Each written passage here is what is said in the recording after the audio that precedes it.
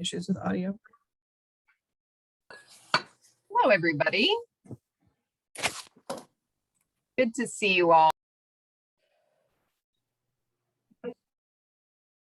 Hello. As you're coming in, would love for you to share in the chat your name, your district, and your role, and then we'll just give everybody a few minutes to come in.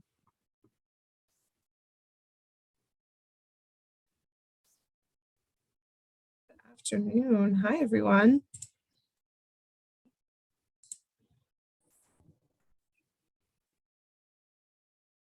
We got Fall Rivers in the house today. Awesome.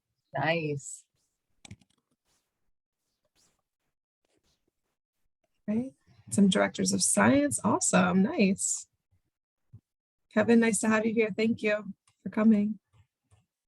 Welcome. If you're just coming in, if you could drop your name, your district, and your role in the chat, we would love to see who's here today.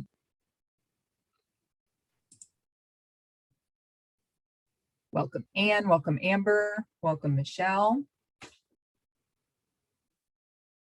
We'll get started in about 1 minute. I still see some people connecting to audio.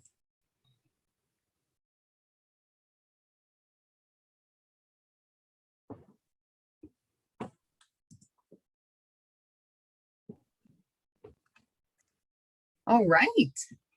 Okay, let's get started. So so exciting to see everybody here today. Who is, with a show of hands, on break right now? Oh, I see some hands in the air. Well, we really appreciate you being here today on your break. That's amazing. I know that most of the schools in Massachusetts, I think, are on break this week. So it's great that you're taking your time to be here with us today and dive into formative assessments and feedback, which is the topic of this drop-in leader PD today. I think I see some familiar names in here. So some of you may have been to our drop-in leader PD sessions before. And if you are new, we would like to give you a special welcome, and we're thrilled that you're here this afternoon. And we will go ahead and dive in. So in the chat, you'll see a note catcher. If you could just open that up so that you have it handy. It has some links and a place for you to capture your thoughts as we go through our session today. And we are excited to get started. So we just wanted to take a minute to introduce ourselves to give you a sense of who we are. So my name is Rhiannon Kogan, and I'm a senior manager here at TNTP. We have other co-facilitators today, so I will allow them to come off mute and introduce themselves as well. Brittany, would you like to start? Sure. Hi, everyone. Good afternoon and happy spring break. I am Brittany Licicero, and I'm excited to be here as one of your facilitators to guide you through this journey today. Good afternoon, everyone. My name is Phaedra McMillan. I, too, am a senior manager, and I'll be one of the co-facilitators for today. I'm really excited to dig in and get some more information around formative assessments. Excellent. And you'll also see some other TNTP staff members in the room today. We have these fancy backgrounds so that you know who we are. And they will be supporting with facilitation today as well, but particularly in breakout rooms to help move discussions forward. So you'll see Tabitha, Greg, Jacob, and Donna here today, as well as Staria. And then you may see some others pop in as well. And with that, we're going to go ahead and get started. So welcome to the 7th session of our Drop-In School Leader PD learning series on learning acceleration. And today we're going to be focusing on accelerating learning by implementing feedback and formative assessments. Before we dive into our learning today, we'll spend a few minutes just orienting ourselves to how we're going to spend our time together this afternoon. So as you may already know, DESE and TNTP partnered earlier this year to create the acceleration roadmaps to provide you guidance and recommendations on these 3 overarching priorities for accelerating learning this school year. So today, our learning will highlight specifically this second priority that's highlighted here, which is continuously monitoring students' understanding. And this is to promote learning acceleration within your schools and your districts. Today's session may be a review for some of you and is in no way messaging for you to overhaul the great work that you might have already done this school year around formative assessments and gathering feedback that is probably already occurring. Today, we hope that you're just going to get a clearer lens of how formative assessments and feedback can play a role in your vision and in the structures of learning acceleration. So today we also ask that you focus on the classroom level and how you will support your teachers to implement or strengthen their current practices around continuously monitoring students' understanding, which is one of the pillars and guidance from the Learning Acceleration Roadmap. And so before we dive into the content and objectives for today, we wanted to go through some of our virtual norms and just kind of go through some logistics to help make our session even stronger.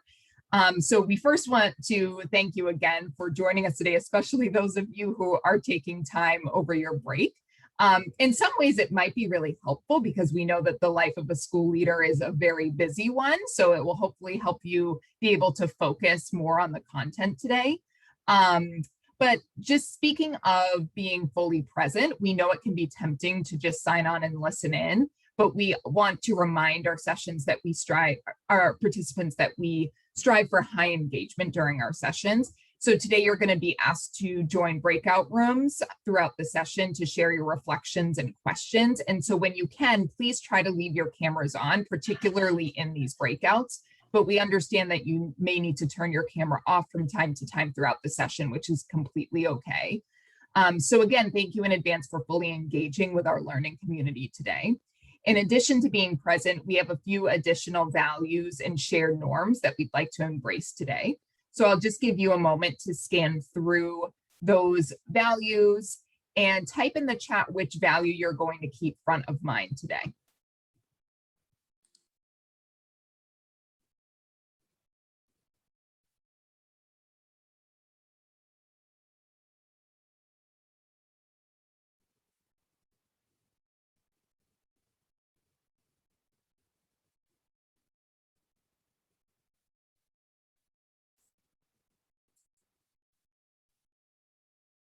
Great. Thanks for starting us off.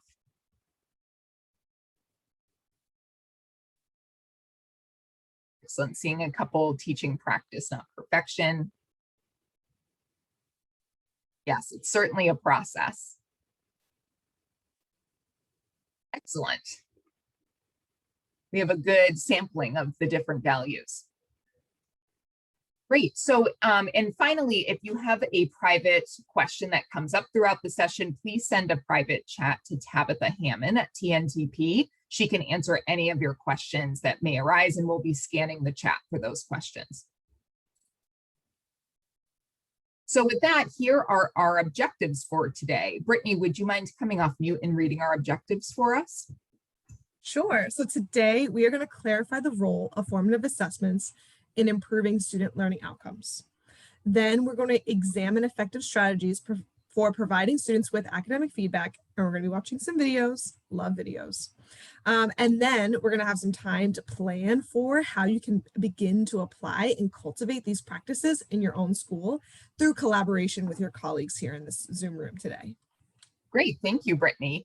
Would love to just hear which of these objectives you're most curious about today. So if you would please type in the chat, objective 1, 2, or 3, which are you most curious about or most excited about today?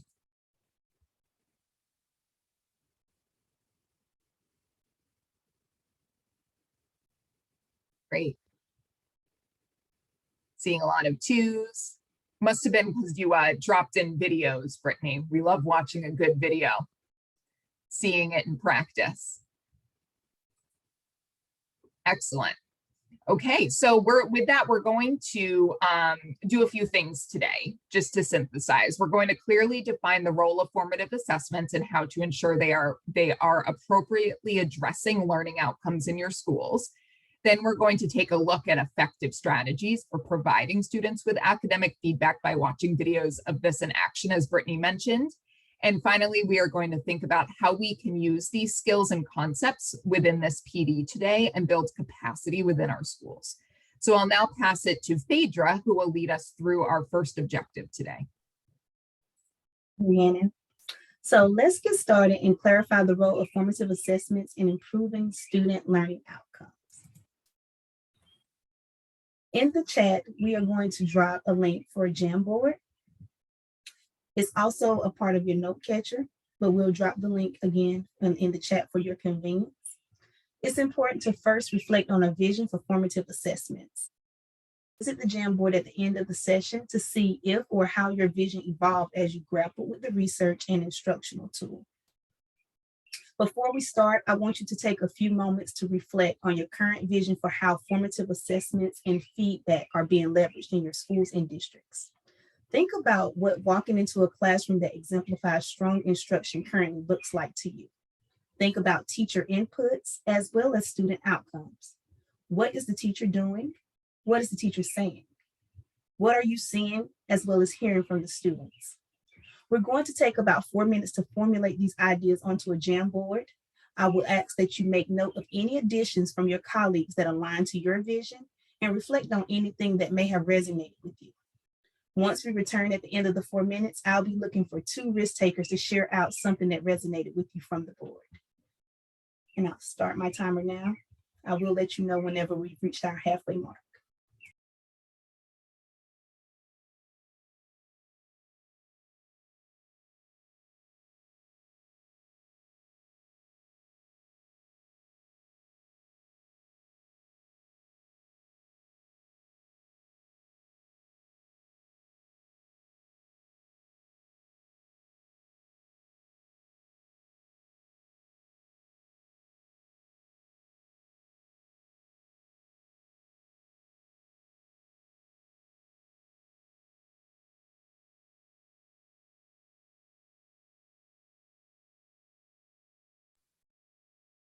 And again, for reference, if you're not very familiar with Jamboard, if you look to the bottom left at the 4th tab, you should see a sticky note that can use to put your response, and then you just toggle it to the quadrant in which you would want to place it.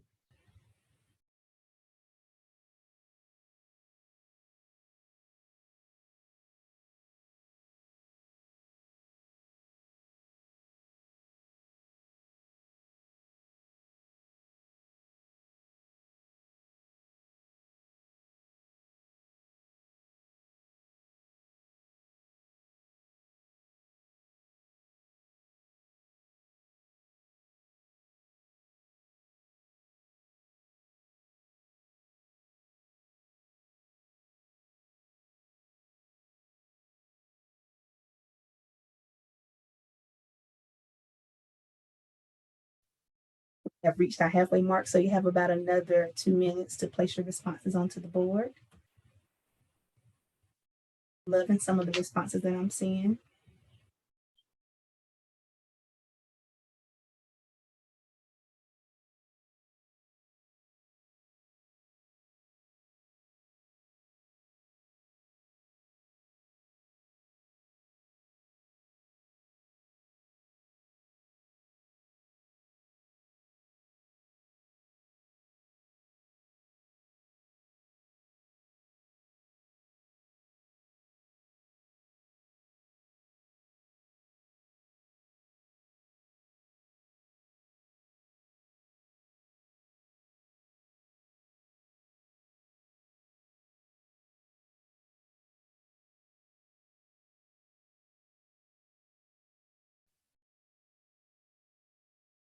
Seeing a lot of people are stating that providing feedback on learning is something that the teacher is saying. With these wonderful responses, thank you so much for being fully engaged.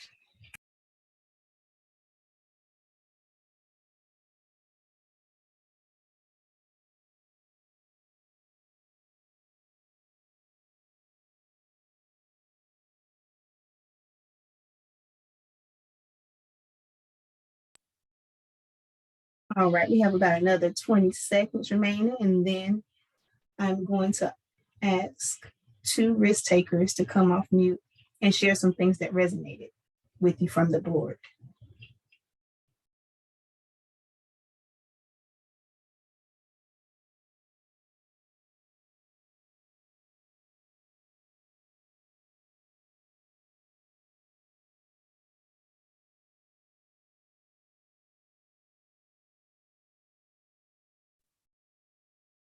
All right.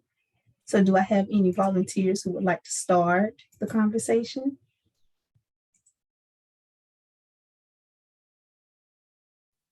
I can start.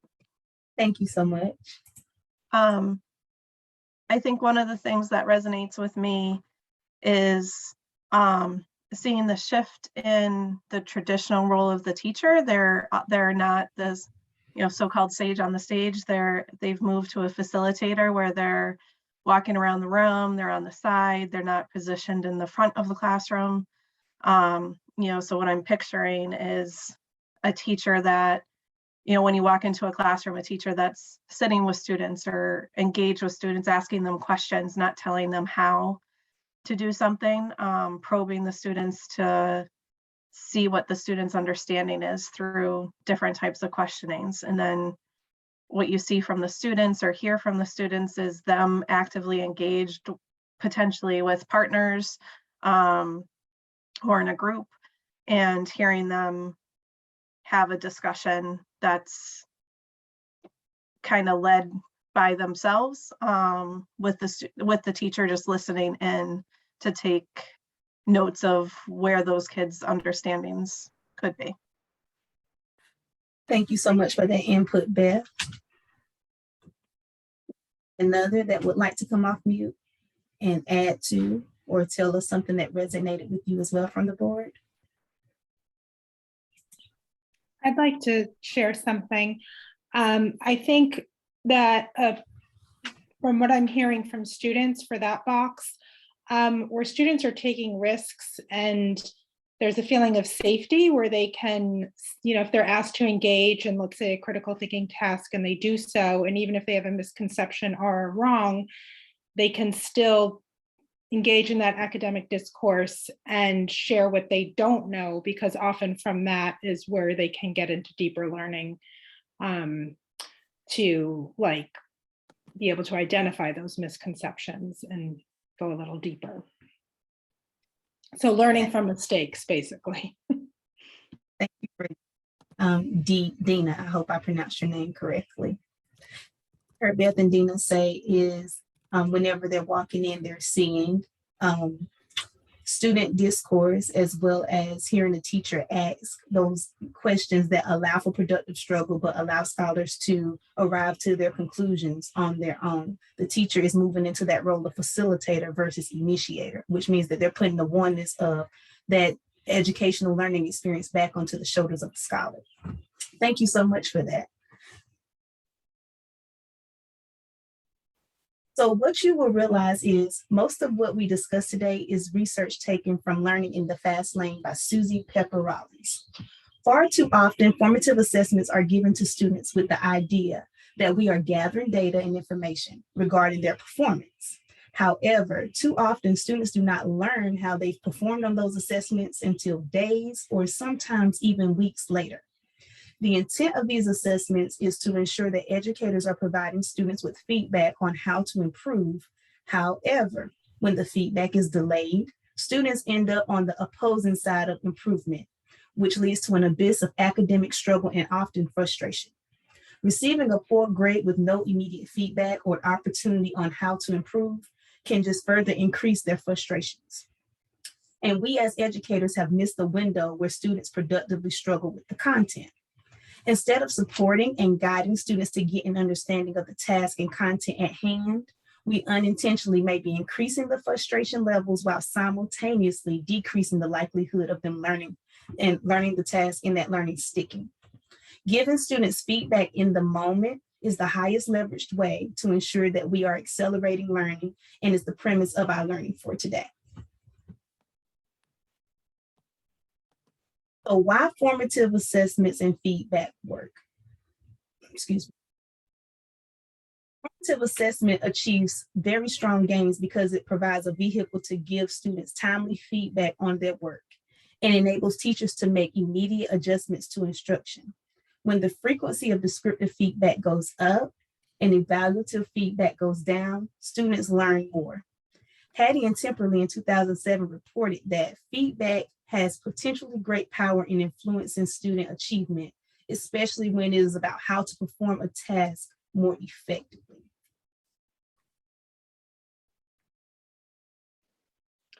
So now I'm going to ask that Jacob read the impact of formative assessments for me.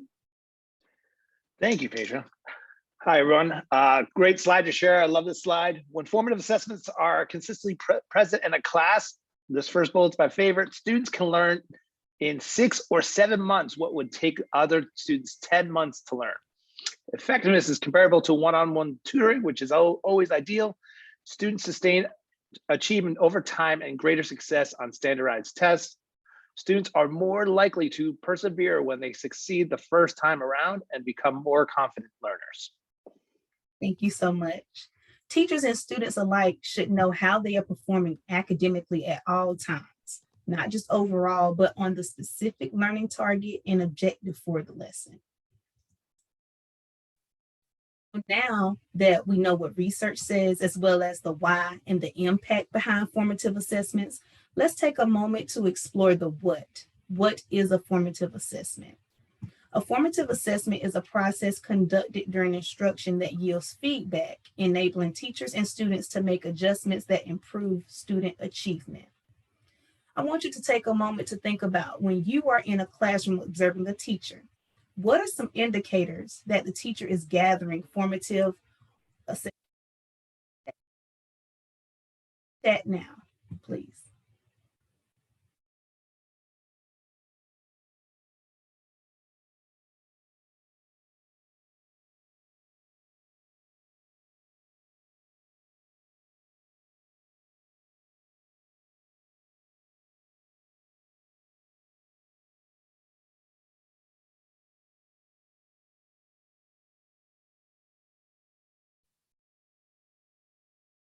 Then circulating, frequent checks for understanding, frequent check-ins.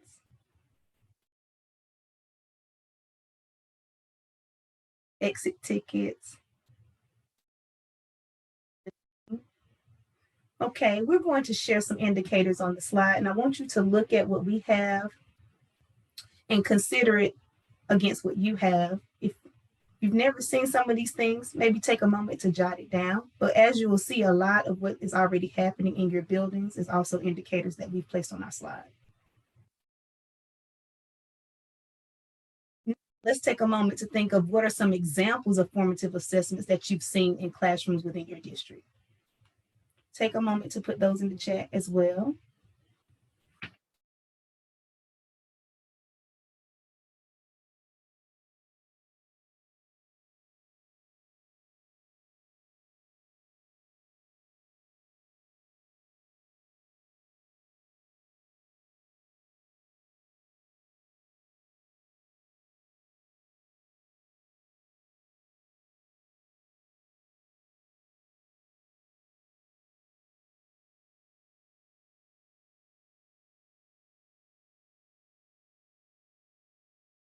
So I'm seeing show of fingers for answer, using the whiteboard, check for understandings, using clickers. And as Tabitha stated in the chat, we do have a small group here today. So we would like for it to really feel like a round table and very personable. I'm interested to know more, Teresa, about the use of clickers. If you could please come off mute and talk me through that a little bit more. The reason I've seen them work effectively is because kids know what number they are and the teacher knows who's who, but other kids don't know. So it's a way for kids to participate without being worried about giving wrong answers. But it's also a way for teachers to collect data about what % of the class is actually with them. Thank you so much for that. That's awesome. I see Carol said a Kahoot or a tech platform, and I've seen a lot of that in the past as well, moving those scholars more so to 21st century learning standards by being more interactive with the technology platforms. Anyone else want to come off mute and share something specific they've seen within their district or schools they support? Yeah, I'd like to share that. It's Kevin here from Nahant. I've seen live school on IXL, where you can see the students working as they work. And so you can and see who's working, who's not working, and give live feedback to them as well. And I can actually do that from my office, and it's been pretty powerful. Thank you for that. And our slide and show some examples that we had in mind. So guided practice assignments, class discussions, full or group, engagement strategies, nonverbal agree or disagree, whiteboard, gallery walks, and full class polls. So a lot of what you all said in the chat is also over here on the slide. So want to take a moment here to point out a few examples of feedback that does not produce clear results to addressing misconceptions. Feedback to students, such as giving artificial praise, does not effectively work. In our eagerness to encourage students, one may desire to praise them in an attempt to keep them working hard. But when praise is not based on real evidence of progress, this can undermine the trust process. In addition, giving out stickers or candy in an attempt to encourage students to continue to work on a task is one of the least effective ways to garner student academic growth. And finally, feedback that does not specifically address the work students complete. For example, just informing them if an answer is correct or not is not an effective way to provide feedback. So now that we have shared our prior knowledge, let's reflect together on the impact that formative assessments and providing feedback can have on student learning acceleration. I want us to take a moment to have a full group discussion. As Tabitha stated, we have a small group. So we're hoping that we can have some friends to come off mute and just talk to us about these two questions. How does formative assessment and providing feedback accelerate learning? And how does it improve student learning outcomes? And what I'm going to do is give you a moment to write down your thoughts, and then I will ask that a few of you all be ready to share out.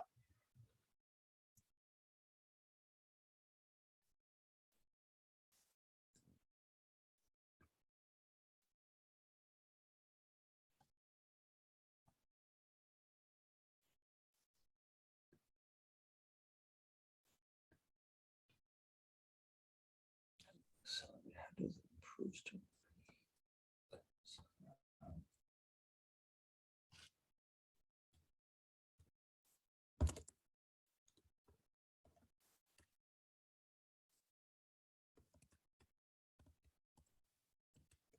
We'll have another 15 seconds to write down your responses.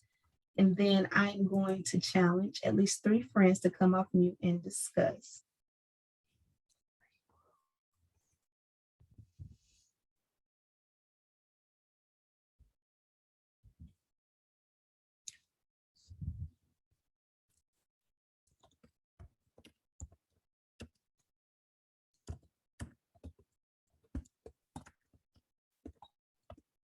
All right, so who would be interested in starting by sharing out first? I'll give it another shot here. This is Kevin. And one way it improves student learning outcomes is that you can move quickly through things that they already understand. I've seen where teachers feel like they have to cover everything. And by getting feedback and reacting to it correctly, you can move past topics that students are grasping well.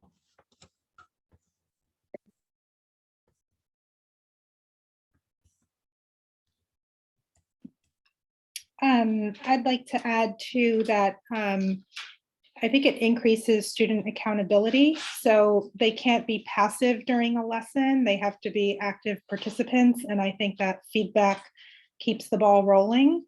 And I think all of that is to build more agency on the student end in their learning. I love that word agency. Dina. I would add that it also informs both the teacher and student and where they're at specifically in that moment, because you're doing formative assessment throughout a lesson.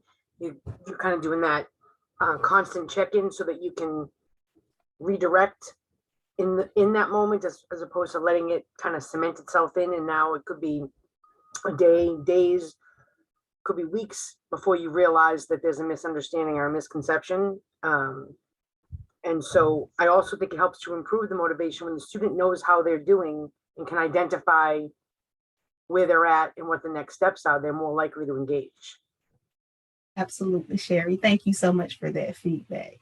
And I just want you all to take a moment to think about the power in implementing formative assessments. It is allows you to protect those instructional moments, because now you're able to give scholars feedback in the moment and they can correct it so they don't toggle or spend a lot of time doing wrong work, right? So now we're going to jump to our core idea. Greg, could I get you to read our core idea, please? Of course. If we want students to meet learning goals the first time and accelerate learning, they and their teachers must know exactly where they stand on the content being taught, not just at the end of the week or even at the end of the class, but in the moment. Teachers must be aware of students' progress minute by minute so they can provide timely feedback and help close gaps in understanding. Thank you for that. The impact of formative assessments on student learning can be monumental. However, for it to be effective, as district leaders, we must hold teachers to collecting data at all times throughout the lesson. In our session today, we are going to see some examples of what active and frequent data collection could look like. It is important that you leverage today's learning and knowledge. Consider how it can be customized to fit the needs of your own district or school to accelerate student learning. Now I'll pass the baton to Brittany, who will help us dive into examining effective strategies for providing students with academic feedback. Thank you so much, Phaedra. And y'all, I'm excited to dive into this portion because I always love to get really hands-on and nitty-gritty after you talk about theory. You want to see it in action, right? So we're going to see what it looks like in action. So we'll now begin exploring effective strategies, like I said.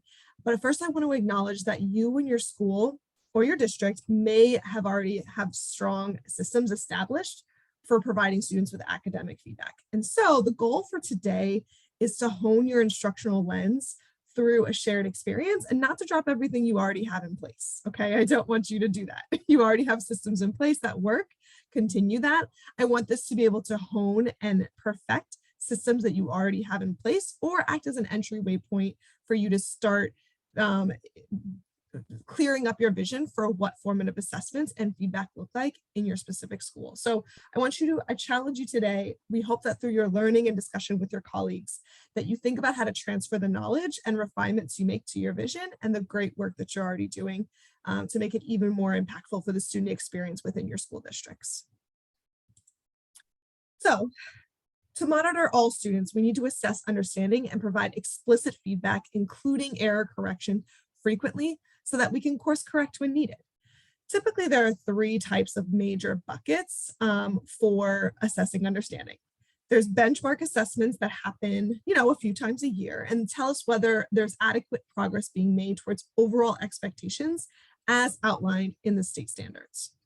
Weekly assessments focus more narrowly on specific skills that the teacher has been teaching throughout the week and that build towards overall expectations for grade level.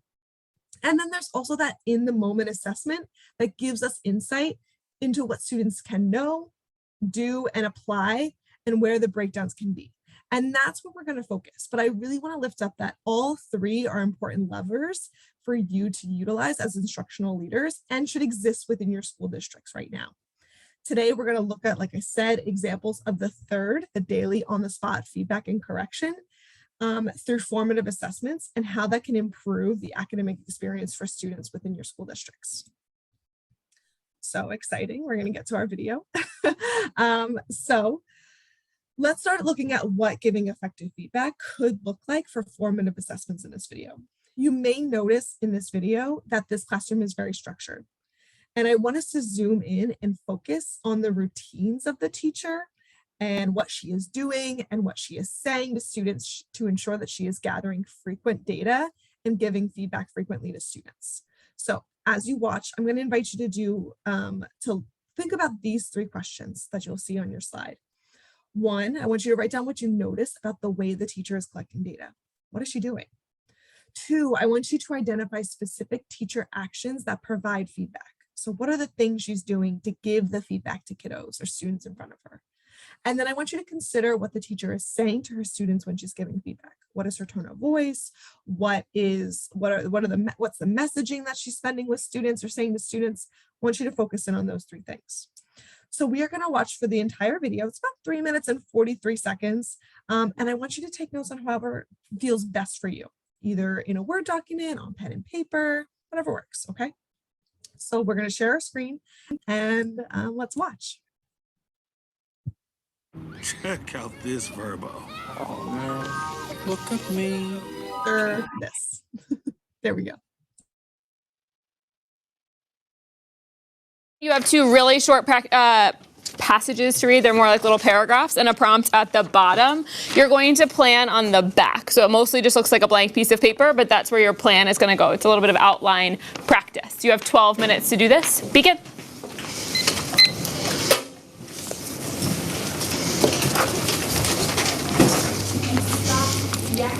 And I'm coming around first looking for those full headings.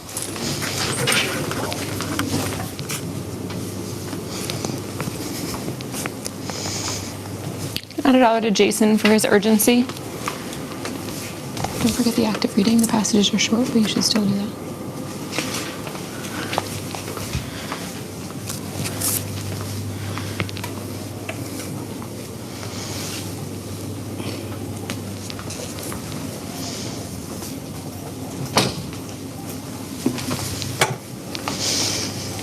And I'm coming around now checking for your author's purpose note. I'll check it off if it's correct. I'll put a dot if it's not.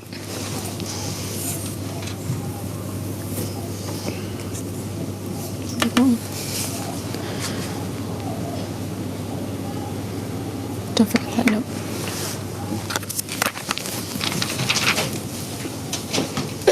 An author's purpose note should start with a verb. The author is trying to do what? It could be to inform, to persuade, any of those things. Just make sure it starts with a verb.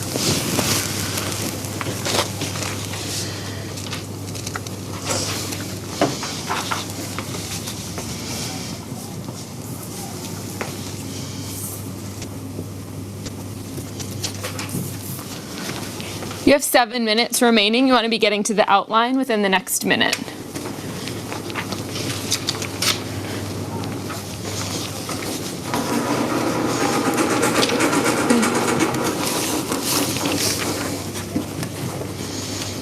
And now that I'm seeing people getting to the outline, I'm coming around checking your thesis statement.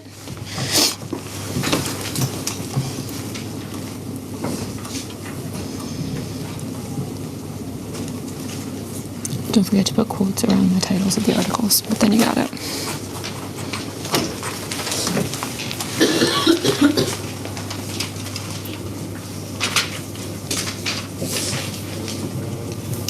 So this is asking you to compare the key information. I don't think the key information in the second one is polar bears. I think that's a detail. So what is the key idea presented in that second article? The first part of your thesis is excellent. Just fix that part.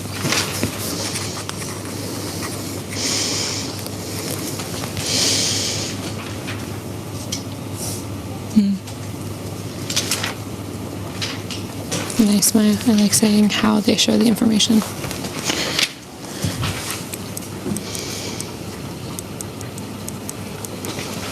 Nice job. You have 5 minutes to complete your outlines. I see strong theses. Now I'm looking for strong evidence.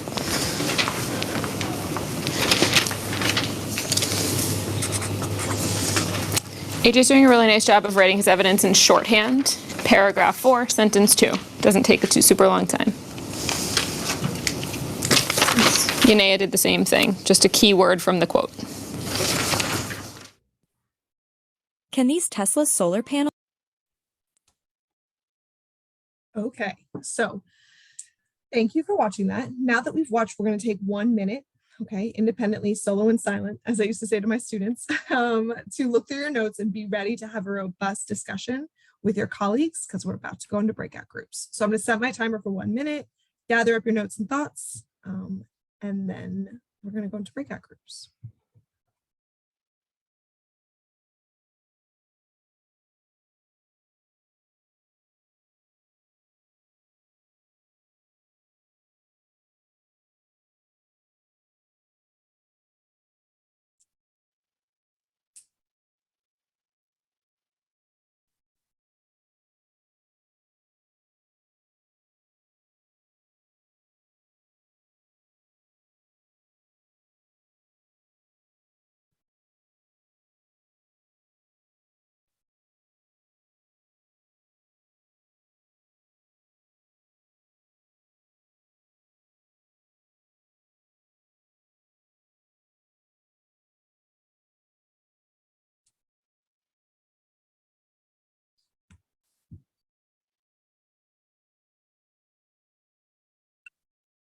Okay, so we are now going to move into breakout groups so you can discuss your notes from the observation of the video. For timing purposes, we encourage y'all to jump right into the conversation, going through the questions. And I suggest that you spend about 1 to 2 minutes per question and make sure that everyone in the group is able to speak and lift up their voice, okay? If you finish discussing the questions and have time to spare, which you may, I recommend that you discuss whether and how you might use or how you might want to push teachers from the video that we just saw in your own school or district to provide feedback in this way, okay? So we're going to go into breakout groups for 5 minutes and we'll see you back, all right?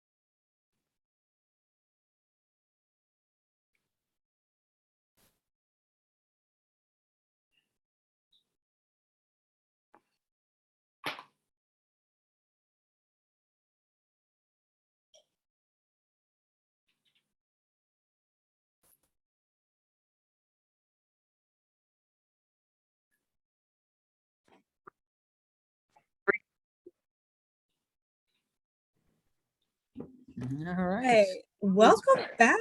We're back. Welcome back, everyone. We appreciate you. You don't automatically go on mute, so if you want to mute yourselves, that would be great. Or you can keep yourself off mute because you are ready to participate. I would love that.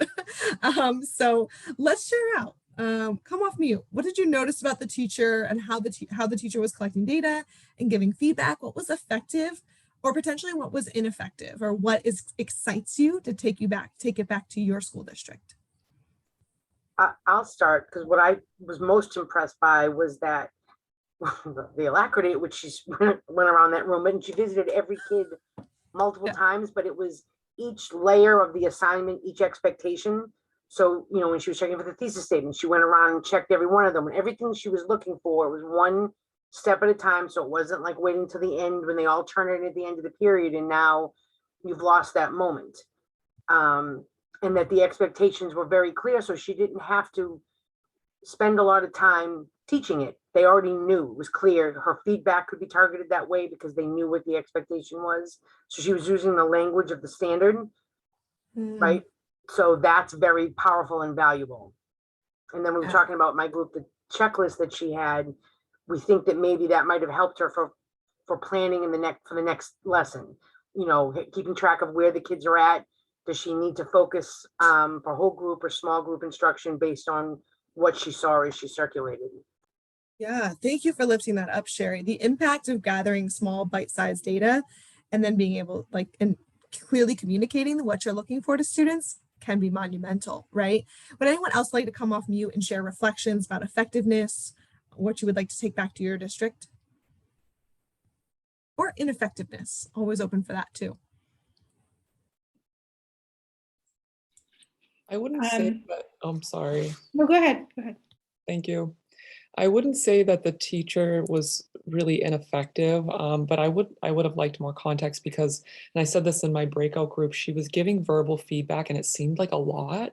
And I'm wondering if students were really taking that in for this kind of meaty assignment. It was an outline, they had to write a thesis, they had to determine author's purpose. So I'm again, really curious as of to whether or not the kids were able to kind of retain that verbal feedback. So I wonder about that. It's also interesting to wonder about, is this the first time that it was taught? It doesn't seem like it was, based off of how quickly she was moving around the classroom. But that impact of collecting data in the moment is important. Thank you, Hillary, for lifting that up as well, for that wondering. Dina, would you like to share? Yes, thank you.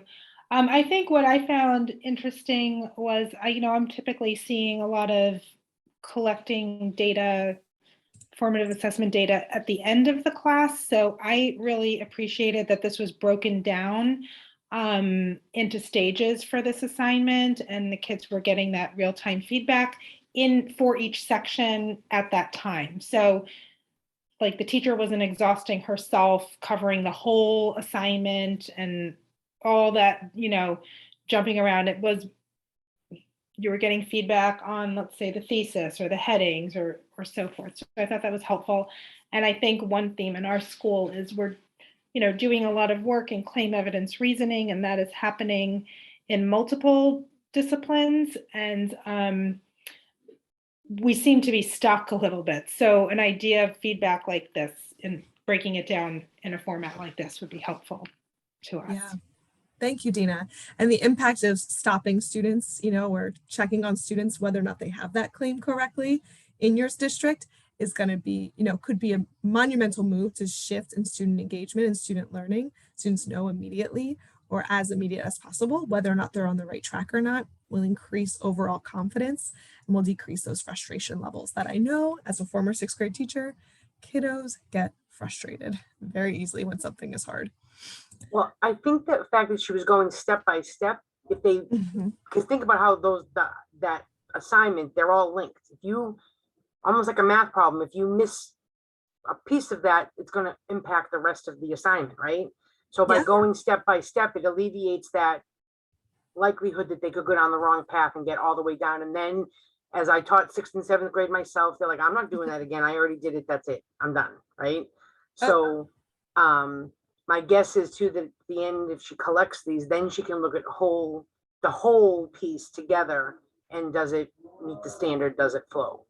And she's able to specifically target where the breakdown happened in the moment in this lesson that you saw. All right, let's go into now the principles of how to give effective feedback. So now that we've seen an example and we debrief with our colleagues and also full group, let's define the guiding principles and stamp them right now as a group of what effective feedback needs to look like. So the first one, learning begins with a goal. Okay. Learning goal must be explicit, it must be consistent and clearly articulated at the beginning of the lesson and throughout the lesson as well. It's not just that stand up, okay, students will be able to, and then not revisit it ever again. It needs to be consistently referred to throughout the lesson. And learning goals should be stated in student-friendly terms, and it bears repeating that simply just taping a standard on the wall is inadequate and is not enough. In the video we just watched, the teacher clearly named what she was looking for as she walked around the room, which made crystal clear what the learning target was. The second principle of giving effective feedback is that from the moment the teacher articulates the learning goal, the process of teaching transforms from delivering information to openly gathering evidence of progress.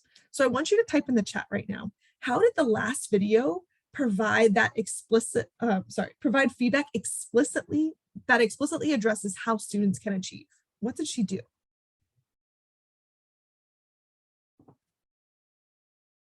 How did she show that she was living in principle 2?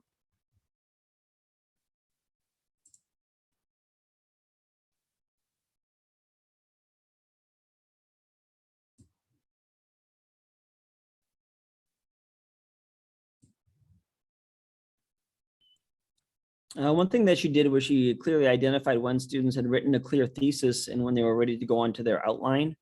And so it was ensuring the students would accomplish the goal of the lesson by doing those two pieces. Yes, thank you, Kevin, for coming off mute. I appreciate it. And Dina, thank you for your sharing in the chat. She gave targeted feedback to specific students. You did this, now do this. Exactly.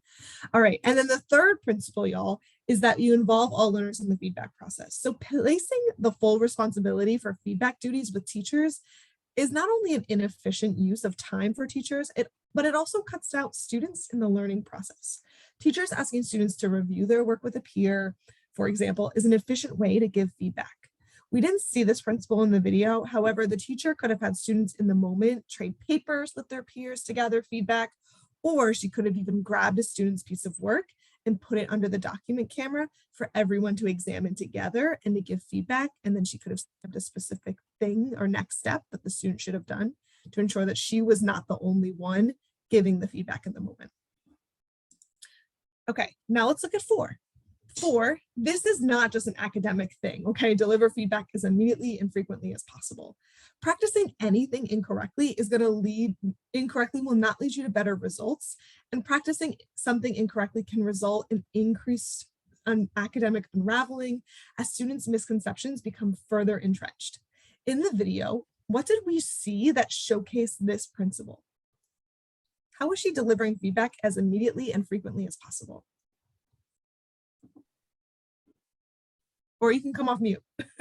Well, she Kimberly? circulated the room constantly. She wasn't at her desk. She was constantly going up and down the rows, looking at what they were writing in the Yes, moment. thank you. Thank and you, could Sherry. direct them as they were going. Yep. Kimberly, do you want to add on? Yeah, just that what Sherry said, and that she gave the immediate feedback to students if they were either online, like with a check or a minus, or I know she talked about with one student to use a verb, so they hadn't been doing that. So she gave specific feedback in that way. I know she also mentioned quotes around the title of an author. So again, specific to what each student was demonstrating. Exactly. We saw the teacher say exactly what she was looking for and then rotate around the classroom immediately after, looking for specific aspects of the response. And then when students needed additional support, she stopped and she quickly gave them that feedback and continued on to the next student. Okay, number 5, it's important that then you also link academic progress towards controllable factors such as hard work and tenacity, because students will work harder when they believe that they have control of their academic results. So we must send the message to students that their success is largely within their control. It's not something that's an inherent identity that they've already developed or that they've already internalized is already happening. So in this video, we saw the teacher praise the urgency of one of her students and not if someone gave the correct answer. You didn't hear that, right? So we want to prioritize giving feedback that is something that students can control and not tied to an aspect of their internalized identity or something like whether or not they think they're smart or not, because all students are smart. And then principle number 6 is that when you give feedback, your tone should communicate optimism and helpfulness, not blame or any judgment. Feedback lays out a map of next steps that students can take to continue moving towards their goals. And in this video, we heard a really even tone from the teacher, and whether the student was on track or whether or not she was giving feedback, she didn't change her tone of voice at all, which is really impactful for students. So we right now in 6, yes, thank you, Donna, for lifting that up as well. So we're going to look again at what a different kind of formative assessments and giving feedback can look like in a classroom. We're going to see a kindergarten math classroom. So if you are not a K2 person, buckle up, neither am I, but this is a great way of seeing what giving feedback and what checking in with students on the younger levels, what that can look like. So we are going to engage, we're going to see students engage with the math standard, understand addition as putting together and adding to, and understand subtracting as taking apart and taking from.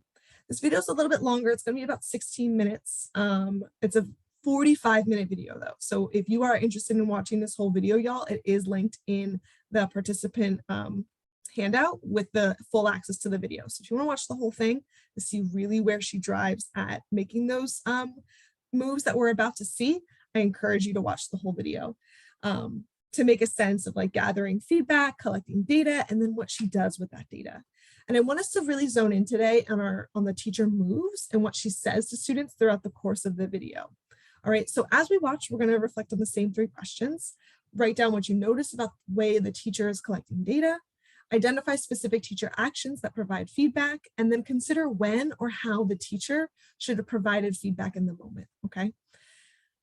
You can take notes however you'd like, piece of paper, Word doc, whatever works, same thing. And we're gonna, again, watch for about 15 minutes. We'll watch for a chunk, and then we'll watch for another chunk, okay? All right.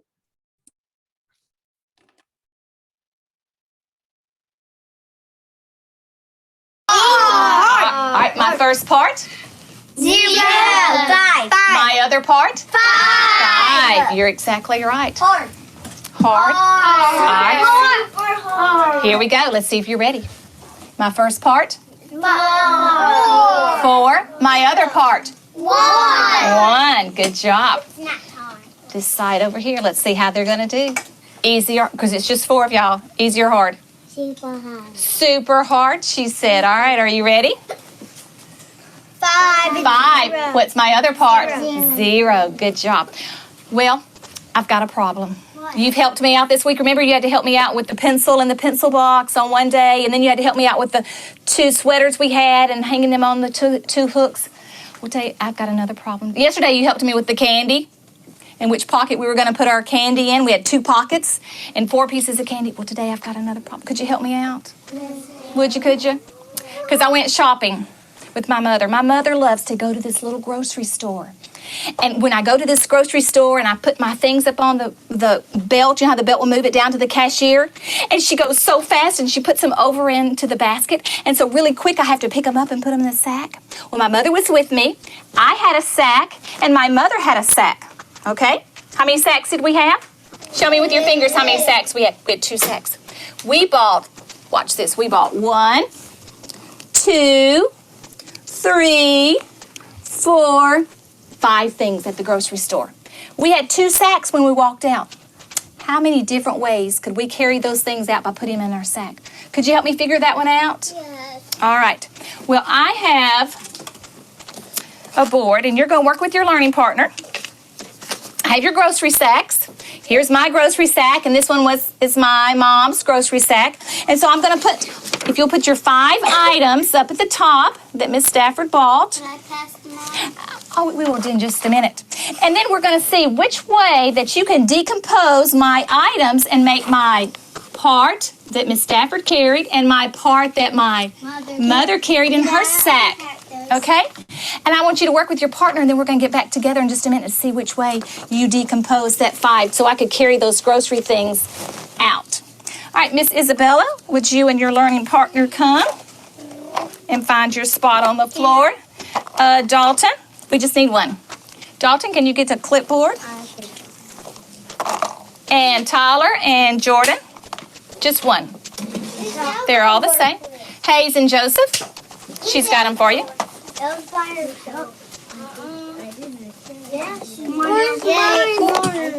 If you'll find your spot.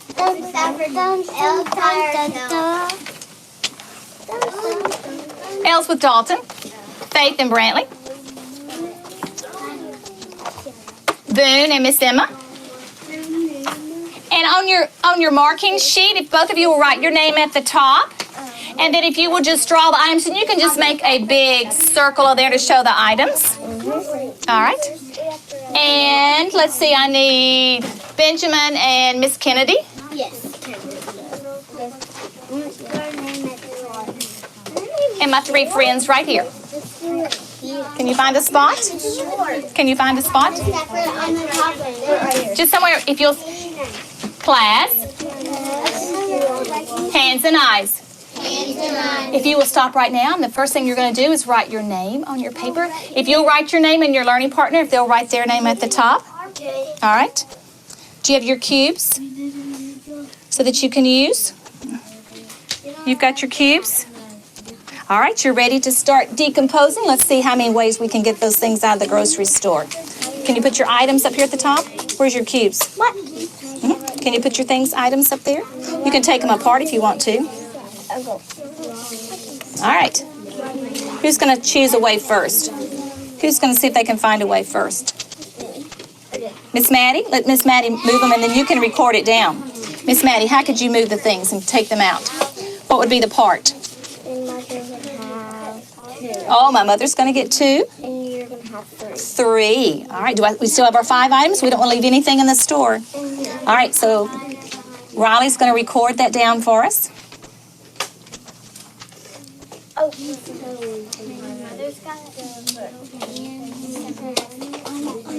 Great. So I don't want to leave anything in the store. All right. Can you move them back to the top? All right. Then Riley, you choose a way that we could take them. See if you can make the part, and then we'll let Miss Maddie record it. Maddie, you do this side. That's a great idea. And I do this side. Okay? That's a great idea. Oh, tell me about it. What were you thinking? It's 4 and 1. Would you still have all our 5 items that we're going to buy? Great. All right, Miss Maddie, can you record that down? 2, 1 on that side, and 4 on that side. All right, are we missing? Do we have our 5? Let's count. We need our 5. Do you have your 5? Where's your 5th one? You have to draw dots or draw the number. You can draw dots just so show the items. Where's your 5th one? Do you have it? Let's stand up and see if it's under you. See if it's under you. We're missing an item. Stand up, let's see if we're missing an item. All right, let's get you another cube because we need our 5 items. There's your cube right there. All right. So how are you going to decompose those? How are you going to decompose those? Whose sack is this one? Mine. And whose sack is this one? My mom's, yes. Okay, so how many's in my sack? How many's in this part? 3. How many's in this part?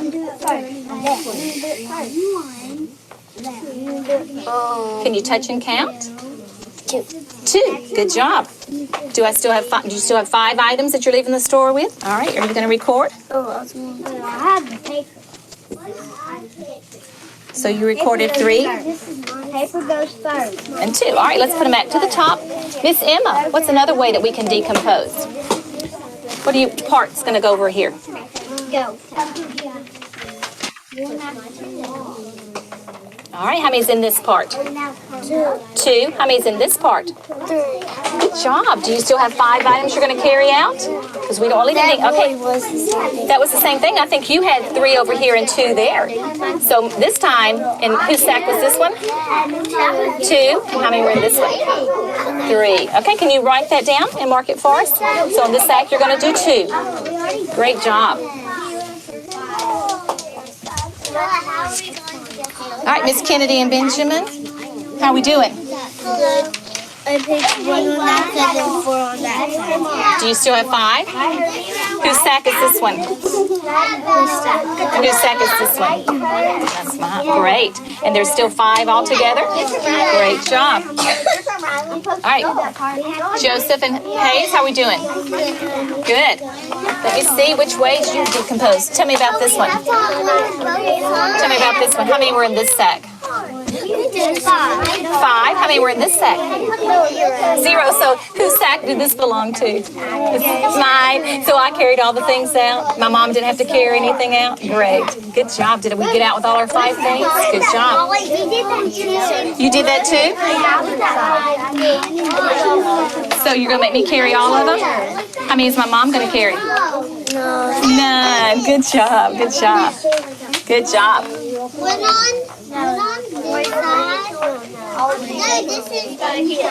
How are we doing, Dalton? Miss Elle, what did we find? 3 on that and 2. Do you still have 5? How many's on this side, this part? 3. How many's on this part? 2. Have you recorded that one? Oh, right here? Is that the one you recorded? You marked 3 on that sack. How many were on this sack? 2. So you still had part. Great job. Have you finished? Did you tell your partner good job? Good job. All right, as you finish up, I will take your board up here. No, we don't finish. No, we're not. I'll be doing the jewels today, my favorite. And if you're at Maddie's table, you're going to be working with the number bracelets. And Isaiah and Jordan, I'm going to let you come up here with me. Emma. Miss Emma, I'm going to let you come up here with me. And Brantley, would you come up here with me? And then you'll get to go back over there in just a few minutes. If you'll have a seat right here with me.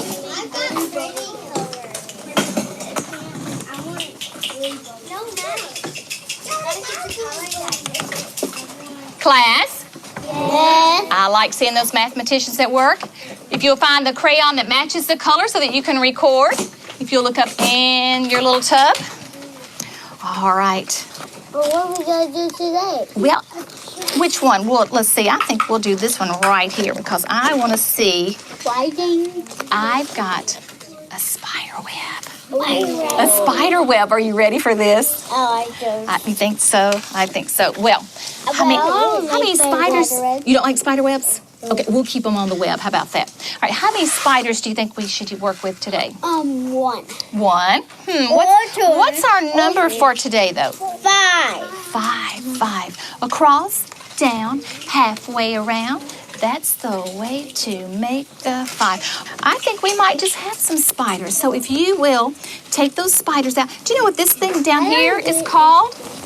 Opening. It's called the egg. The egg sac down there. And so if you'll take your little spiders out, you gotta check me though. Make sure I gave you 5. So if you put them over in the egg sac right there. And count them as you put them out there. 1, 2, 3. Make sure I gave you 5. 1. Are you counting? 2. You're not scared, are you? You gonna be okay? Turn on real. 5. All right. How many spiders did you have? Can you touch and count? Touch and count for me. 1, 2, 3, 4, 5. 5. Let's do it again together. Can we do it again together? 1. 2, 3, 4,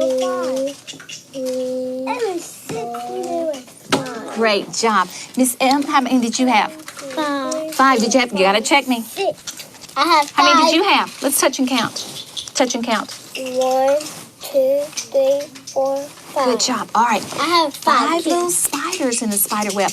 1 crawled out onto the web. Can you move 1 out onto the web? He crawled out onto the web. All right. How many is still in the egg sac? How many still are in the egg sac? 1, 2, 4. 4. Still in the egg sac? How many still in your egg sac? 1, 2, 3, 4. Do you still have 5 spiders? Yeah. Do you still have spiders? Okay. All right. Well, another spider decided to crawl out, so let one more crawl out into the web. All right. There he goes. 1, 2. There he goes out onto the web. How many do you have out on the web? How many do you have out on your spider web? Can you touch and count out here? Can you count how many are out here? 1, 2. How many is still in that egg sac? 2. 1, 2. Oh, okay. Miss Emma, how many do you have in the egg sac still? 3. 3. How many's out on the web? 2. 2. We got to check Brantley. How many's out on the web? 2. How many's still in the egg sac? 3. 3. Tag Jordan? it. How many's in the egg sac? 3. How many's out on the web? 2. 2. All right. One more climbed out. He went out for a stroll. There he goes. There he goes. I went farther. Oh, he went way up there, didn't he? Brantley, how many do you have out on the web? 2. 1, 2, 3. How many do you still have in the egg sac? 2. 2. Do you still have your 5 all together? Jordan, how many do you still have in the egg sac? 2. 2. Miss Emma? Yeah. 2. How many? 2. How many do you still have all together? 3. Don't forget these. Other part. 4. 5. You still have 5. All right, one more got brave again. You have a broken web right here. Spider will fall out. You think the spider might fall out? That's kind of the egg sacs that Mama's spider is going to make for him and kind of keeps them all together. But one more is ready to crawl out. Jordan's got him out on the web already. Can you make one more crawl out on the web? Mine is a line. A line? Outside. Jordan, how many do you have out on the web? 4. 4. How many still in the egg sac? 1. Let's touch and count. Everybody touch and count there. Let's get your finger up. Let's touch and count. 1, 2, 3, 4. All right, the last one crawled out on the web. How many do you have in the egg sac now? 5. In the web's egg sac. In the egg sac, how many do you have? 0. 0. And why do we say 0? 0 means what? None. None. Any. Not any. We call that 0, don't we? Let's touch and count to make sure we have 5 out on the web. 1, 2, 3, 4, 5. Good job. I'm glad you didn't get scared with my little spiders. If you can see, if you'll count as you put them back in there. If you'll count as you put, make sure you get my 5. We don't want them crawling around the room, so make sure. Count as you put them back in there. 3, 4, 5.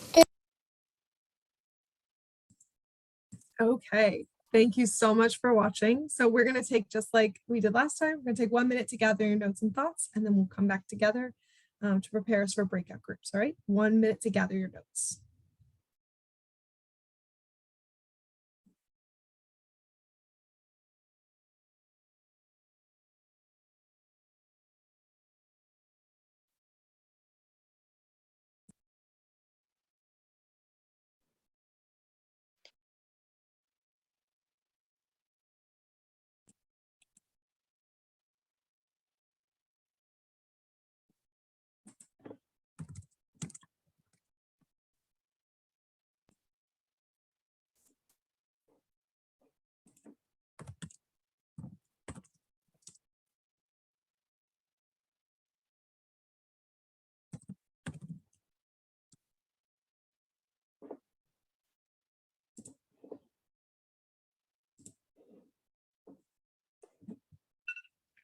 Okay, so we are now about to go into breakout groups to discuss your notes from the observation. For timing, like last time, we encourage you to just jump right into that conversation and spend about 1 to 2 minutes on each. We'll have about 5 minutes again for these breakout groups. If you finish discussing the questions and have more time to spare, we recommend that you discuss whether or how you might teachers in your districts to provide feedback in this way, or if you want to revisit conversation from the last video, that's great. All right, I'll see you shortly.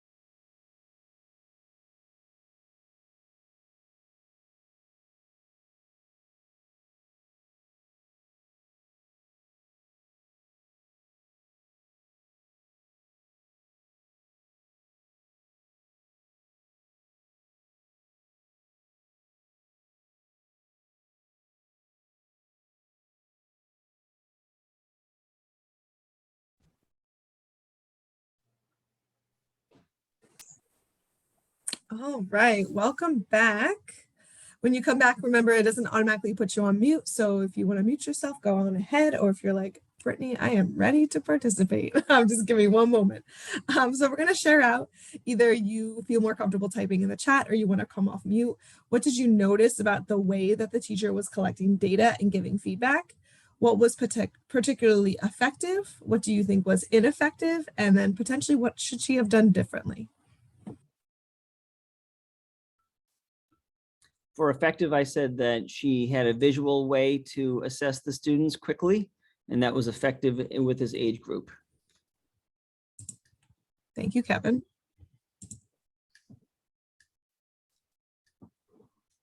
As a what to work on, I would say that having a document of some sort to make sure that she touched every child when they're in that whole group and she was going around doing the shopping bag activity. You know, she didn't get around to all the students, so making sure that she by having a document, you kind of can check yourself like, oh, before the end of this class, I want to make sure that I've gotten to each of the childs to make sure that I've heard each of their voices, just to, especially in that age group, some kids can get overlooked quickly.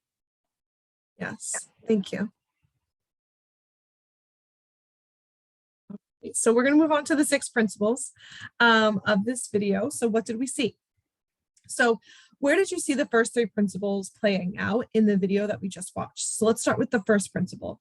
Type in the chat, yes or no. Did we see the teacher establish clear, specific learning goals?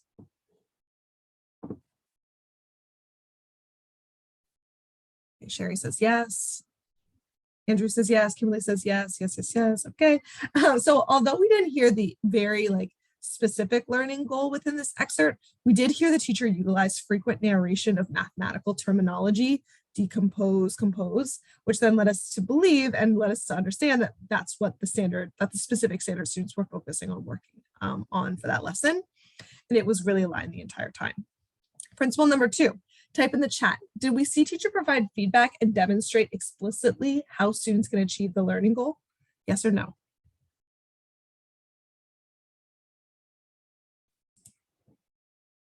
Okay, got some more yeses. We got some hmms, sometimes, not to all. Dina, thank you for lifting that up. Yeah, so teacher walked around the room giving feedback to students, and if needed, the teacher could have paused instruction for me and reestablished the specific learning task, which was decompose the number 5 in multiple ways. Listed up in our small group, Dina did say, I wish we would have seen it, and Kevin did too, for every single student, but it was present to some extent. All right, principle number 3, type in the chat. Did we see the teacher involve all learners in the feedback process? Yes or no? Nope, from Heidi. No from Kimberly, Dina, Sherry, no, Teresa, no. Okay. Yeah, we would have liked to see the teacher. The answer is no. We would have liked to see the teacher engage students with giving feedback to their peers more. This could have looked like 2 groups switching papers potentially, or like I said last time, she should have showcased a group of students' work to be able to give feedback, for our students to be able to give feedback to one another. All right, principle number 4. Type in the chat, did we see the teacher deliver feedback as immediately and frequently as possible? Teresa says yes, Anne says yes. Teresa says yes, Dina says yes. Yeah, we did see the teacher provide immediate and frequent feedback to students groups. Like we lifted up already, we would have liked to see physical evidence of her seeing every single one of her students. So that's definitely a next step that I would give that teacher. Principle number 5, did we see the teacher link academic progress towards controllable factors such as hard work and tenacity? Yes or no?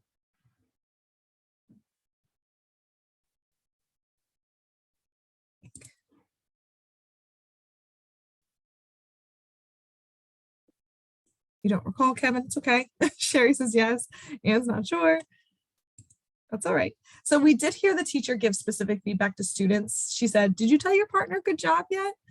We would have liked to see this, of course, be more specific, but she did have entryway points, and this is another piece of feedback that I would give the teacher.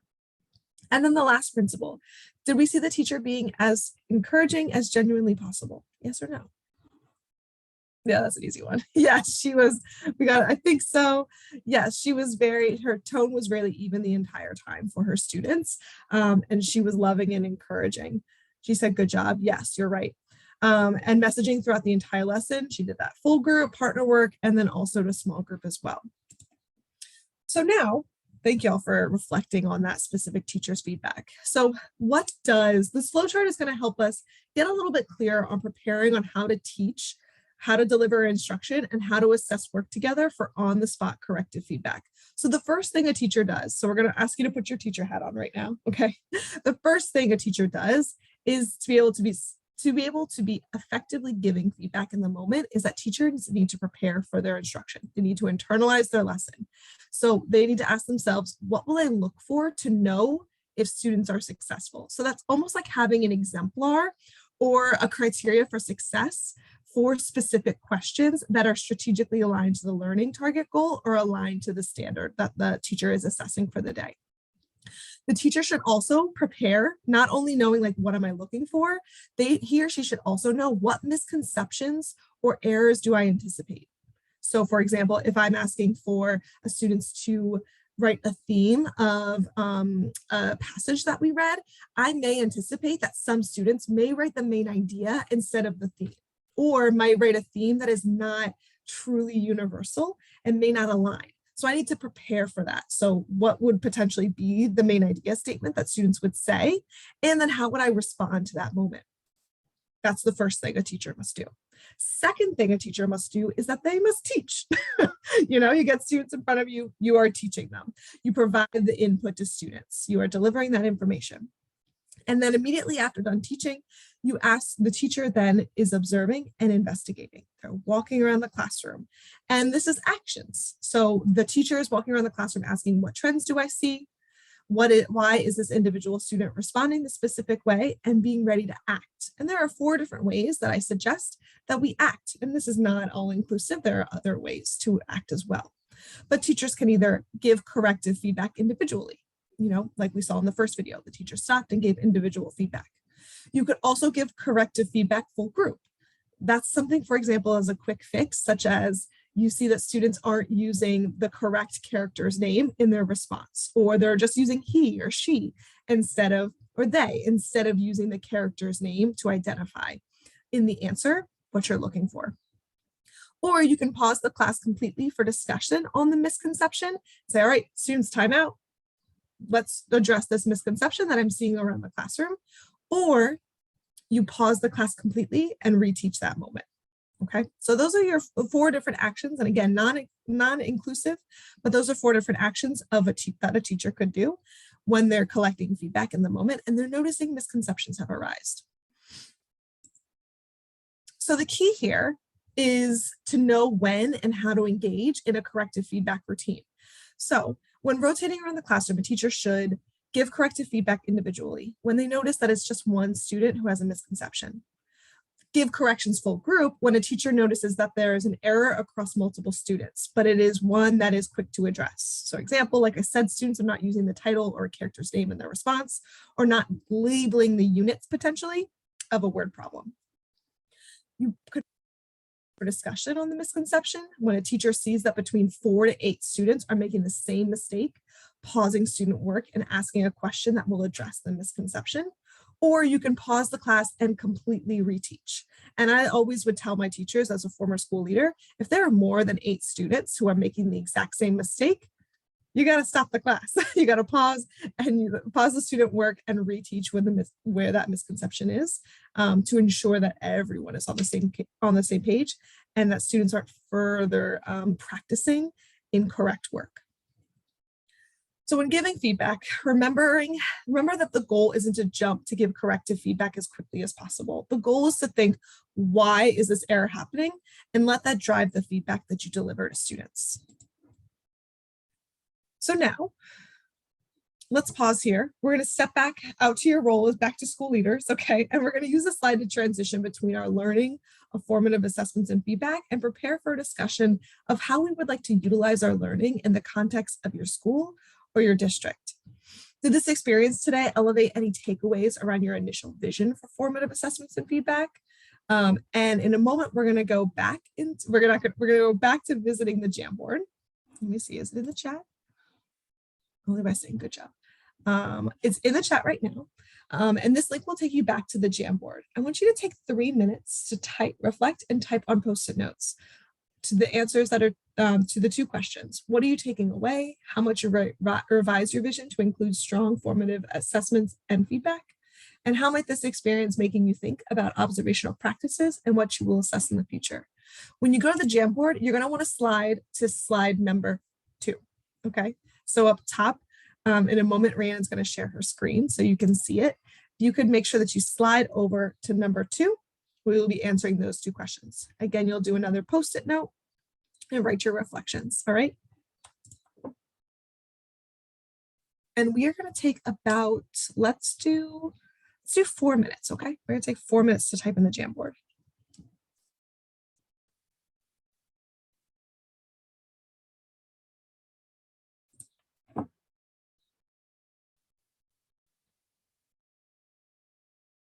And the one that Rhiannon just sent, please use that link. I apologize.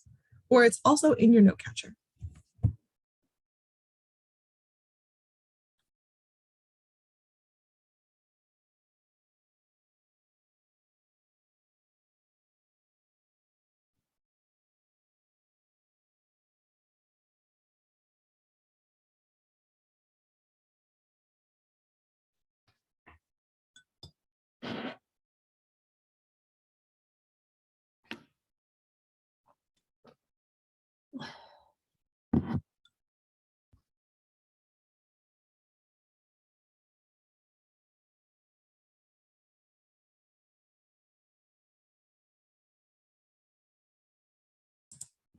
And if you need assistance, please feel free to just send me a private message, but you'll be adding a sticky note. It's on the left-hand side of the screen. It is the box with the 2 little lines in it. Rhiannon right now, who's sharing her screen, showing you how to click on it and type in your notes there. Got about 3 minutes left. I can't wait to see what you guys write.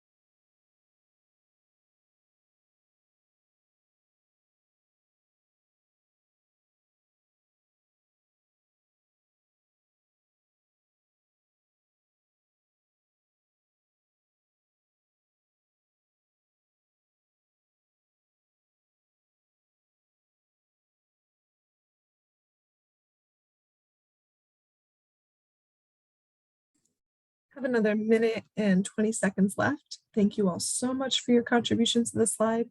Keep them coming.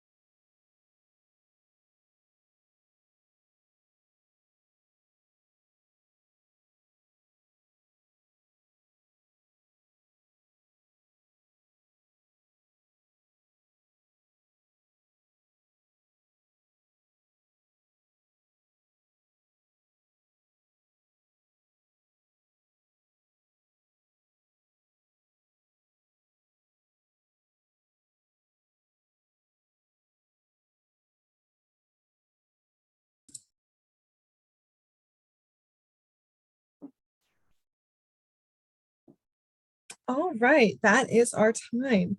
Let's lift up. What are some trends we're seeing? Feel free to come off mute. What are some things that are resonating with you? I love all these check marks. So let's have potentially, if there's a new voice that hasn't shared out yet, that would be lovely. Or my go-toers. I know some of you are frequent participators. I appreciate it. I love it. Feel free to also come off mute.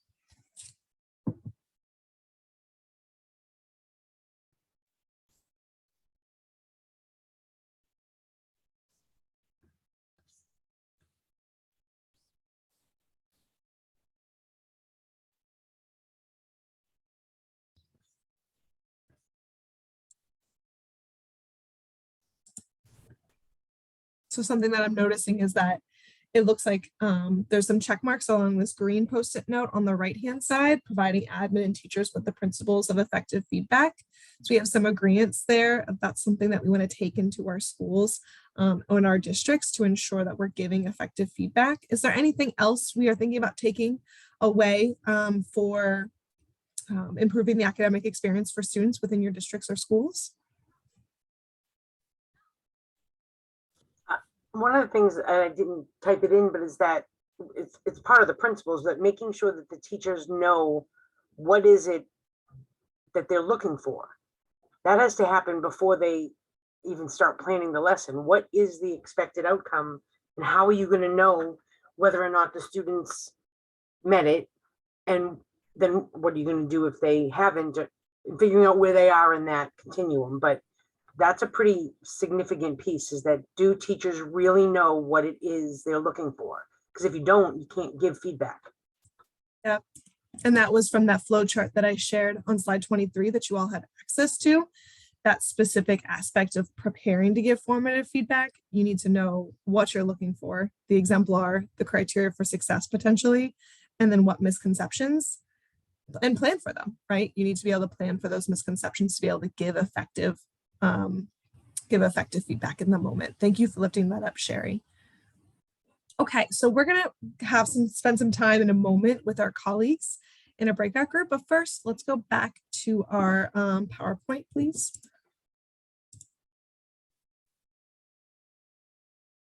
Thank you so much. And thank you all for engaging with the Jamboard, engaging in that follow-up discussion. I really appreciate it. So I just really want to stamp for us: to accelerate learning, students must be provided with frequent rounds of feedback, not at the end of the lesson, within the lesson, and frequently, y'all. Each opportunity to provide feedback based on formative assessment brings another opportunity for students to learn and to get better at a task. In addition, a steady stream of descriptive feedback based on minute-by-minute assessments can help students gather academic steam and confidence for high-stakes scored assessments, and also feeling that success and confidence beyond school, right? That's so important that students feel successful. These multiple opportunities to revise and improve work can foster new optimism for students and effort in struggling learners as well, who will begin to see the benefit of fixing errors, revising, writing, or rereading a passage.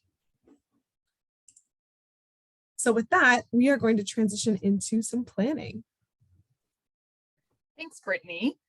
So I'm going to lead us through our final objective today, which is going to help us synthesize everything that we've learned.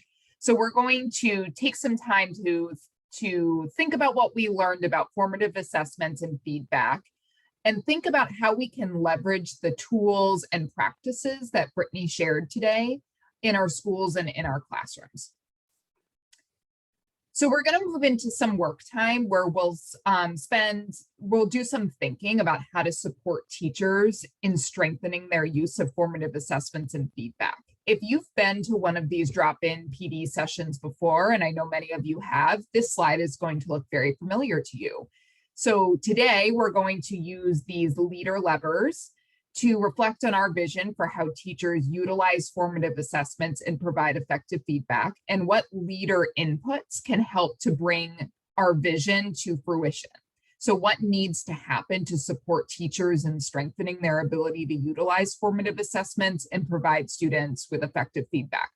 So to do that, we're going to ask you to consider these 4 leader levers that leaders have at their disposal to ensure that they can systematize change And we're going to ask ourselves how we can pull these levers to support your teachers in refining their own vision and their craft.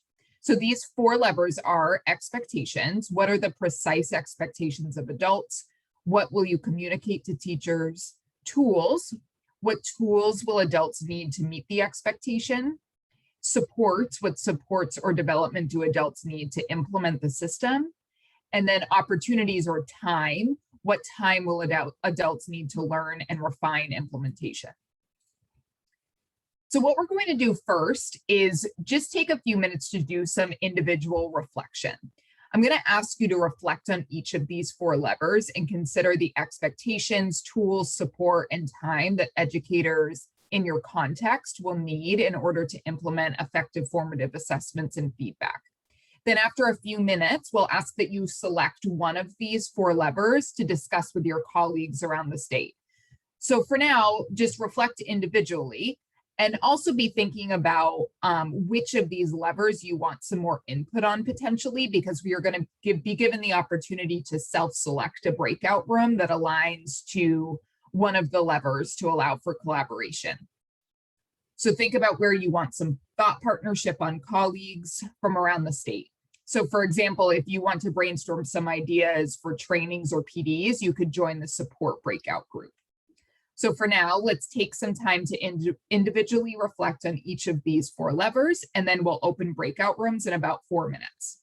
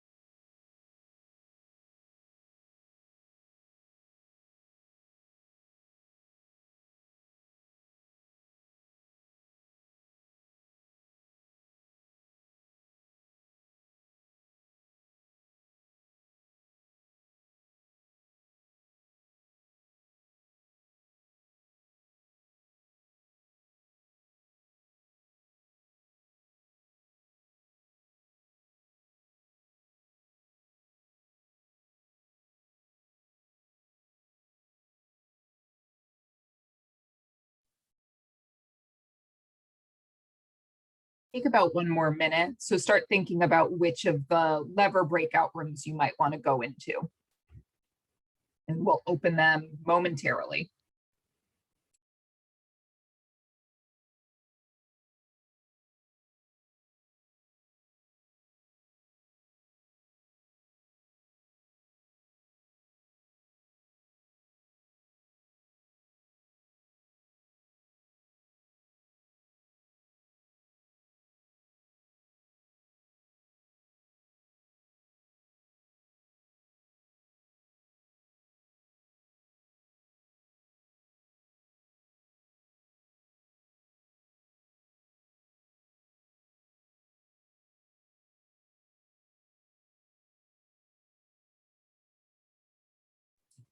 Okay, Tabitha, let's go ahead and open those breakout rooms.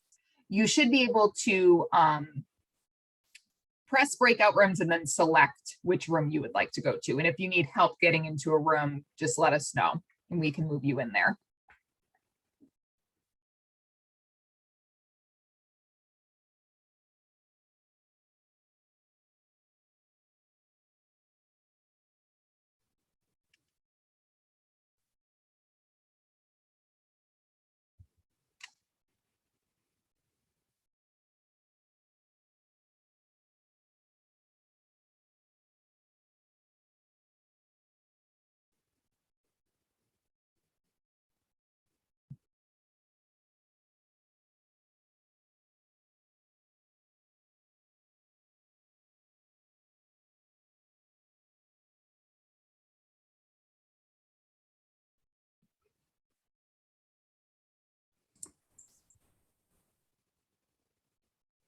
Tina, do you need help getting into a breakout group?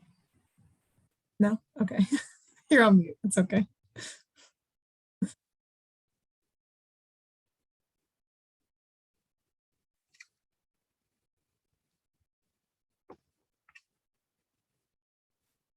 You're on mute, Dina.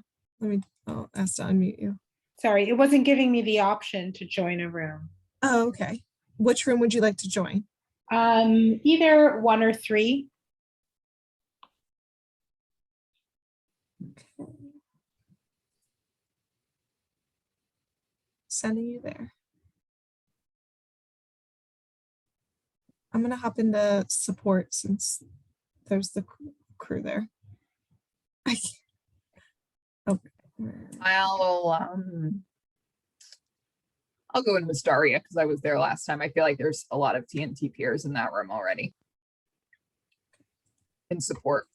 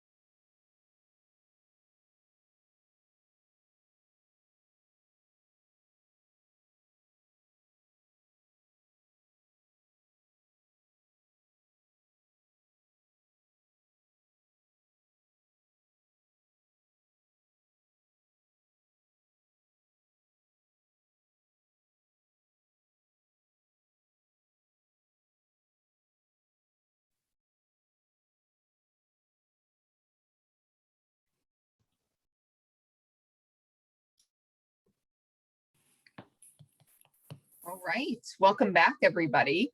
I know that was pretty quick. We'll save some time potentially at the end if you want to stick around and ask any more questions or gather some more ideas from colleagues. So thank you for engaging with that. It's always helpful to kind of be able to connect across the state. It's not something that we get to do very often, so it gives us the opportunity to do that, which is amazing.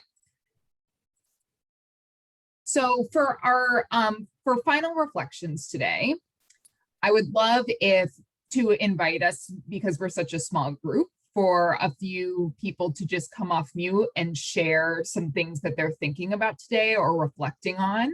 So I offered these reflection sentence starters to you just as a way to kind of start your thoughts. Would love if anybody wants to come off mute and start us off on your reflections coming out of this session today.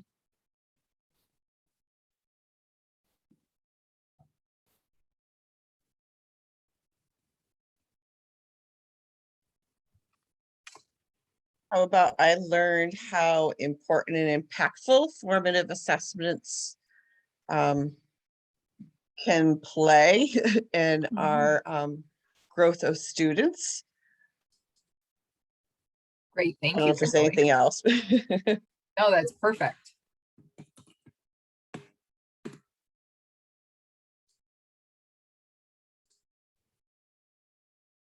I would say I recognize the importance of the 6 principles and would love to get them, widely distributed in my district. Excellent.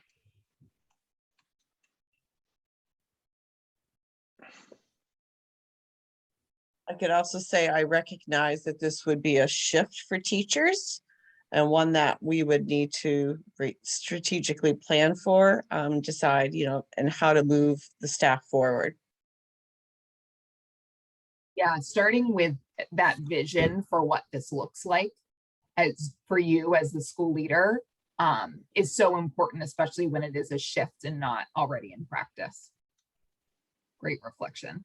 I want to learn more about how to support teachers in not just the formative assessment piece, but when you get that information, that data, then what do you do with it? How do you make sure it impacts your instruction? I feel like teachers, they have all this data and it becomes a number or a letter or whatever it is, but it doesn't, it's that next step of having it inform and change practice.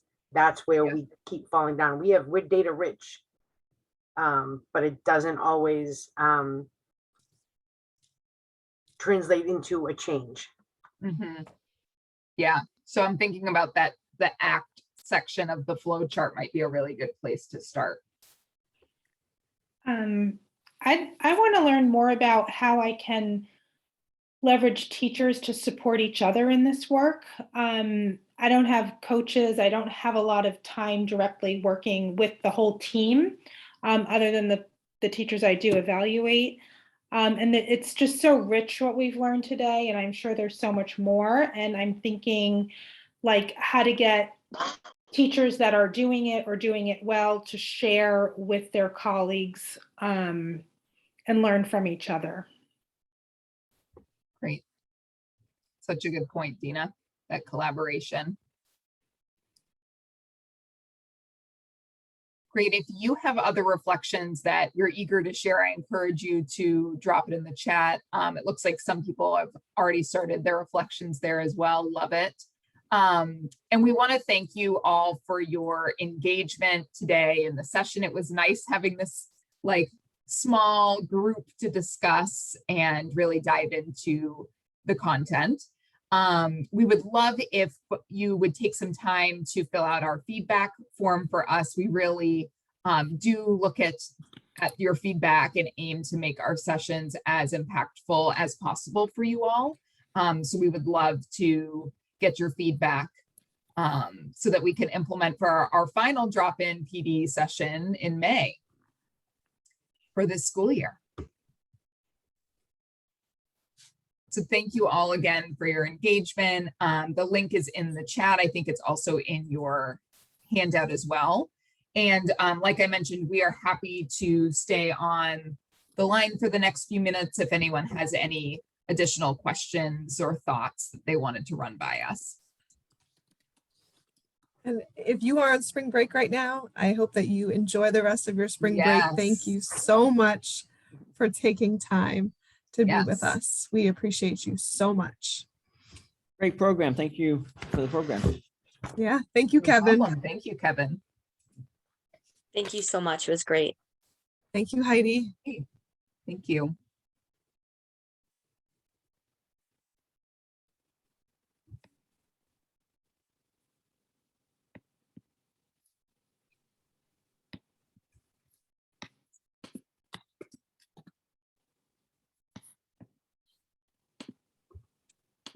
right.